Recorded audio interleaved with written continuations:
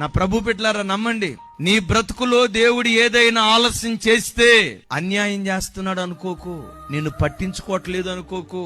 నీ జీవితంలో దేవుడు ఏదైనా ఆలస్యం చేస్తే నిన్ను చిన్న చూపు చూసాడు అనుకోకు. ఎందుకు ఆలస్యం చేస్తున్నాడు తెలుసా? ఒక అద్భుతమైన దాన్ని దేవుడు నీకు ఇవ్వాలని ఆశపడుతున్నాడు. మీరు ఎప్పుడైనా చూడండి, ఒక అద్భుతమైన దాన్ని ఇవ్వాలంటే అద్భుతమైనది ఎప్పుడు ఆలస్యంగానే వస్తుంది. అబ్రహాము శారాల జీవితంలో ఆలస్యం చేశాడు. ఆలస్యం చేసి చేసి నవ్వును పుట్టించే ఇస్సాకును దేవుడిచ్చాడు.